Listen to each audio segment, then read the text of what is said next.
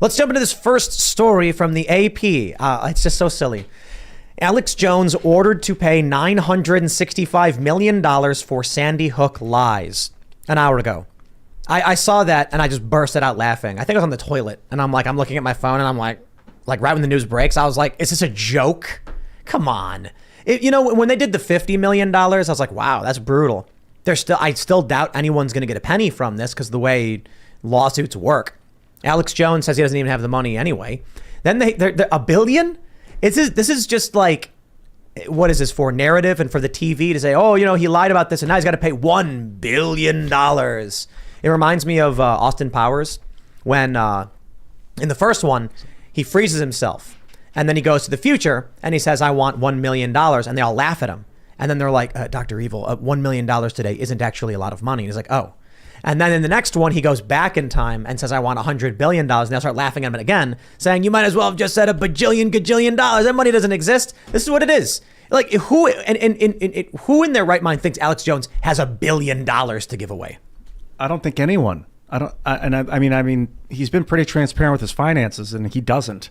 I don't understand. There's that phrase, trying to squeeze blood from a stone. From a turnip. From a turnip? Yeah. I don't know how the law works in this kind of situation where someone gets sued for money that they don't have. I'm sorry. This is the biggest judgment in U.S. history, apparently, for defamation. And it's people won a judgment for defamation that weren't even named by Alex Jones. I don't understand this. There were like six people's families, and an FBI agent that was involved somehow is pain and suffering from something Alex Jones. I mean, I understand he named someone, and then that person had phone calls. People went to that person's house. I don't know what the extent of what happened. That I get. That guy can sue for defamation. He got named for something but the rest of them, I don't understand this, and it's setting a precedent. There wasn't even a trial. They just had a judgment because they had problems with discovery, and this is the second of 3 trials. There's still going to be yet another trial, and this settlement, this judgment, is almost as big as, of course, one of the biggest healthcare fraud settlements in history, which was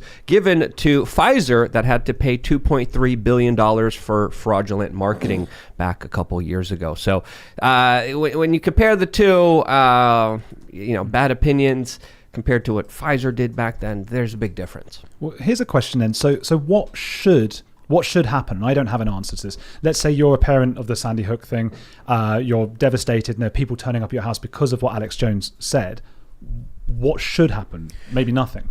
Well, I mean, that's tough. For one, Alex had said that under Texas law, you have to say someone's name for it to be defamation, and that he was just saying these people and those people. But I think he did name one person. There was one individual he named. I'll say this. Alex Jones went on a show to a massive audience and said things that were not true. He's allowed to have his opinions.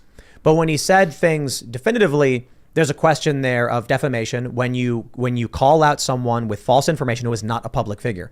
I don't think the New York Times should be allowed to get away with it. My big issue, there's a couple of things I have issue with here. One, $1 billion is just the stupidest thing I've ever heard. They didn't give him a trial, and when are any of these big major media organizations ever going to be held to account in any way, let alone any way like this? It's not happening. So you can see how the machine comes for people who are outside of the establishment. I would say I would find it reasonable if Alex Jones was actually ordered to pay, 6 figures to each family, for each family member, something like that. Maybe the total payout would have been like $5 million. And they would have said that to cover the cost of security and moving, all the legitimate, all the legitimate costs incurred by these families. But the idea is here, punitive damages. The lawyers actually said to the jury, fine him so much he cannot keep his business up and running, or something to that effect. So the goal here is to punish him so that he doesn't do it again. And I just think that is where I say, no, that's wrong. And I'll tell you, Alex Jones is allowed to be wrong about things. He's allowed to have his opinion about things. Now, if he defamed by saying statements of fact that were not true about private individuals, then I think he owes them damages. But if it was that he truly believed it, and he was expressing his opinion on a major news event, then I don't see how you come after him for tens of millions or even $1 billion. Paying for actual damages because you were wrong and spread misinformation about someone that damaged their life, that I understand.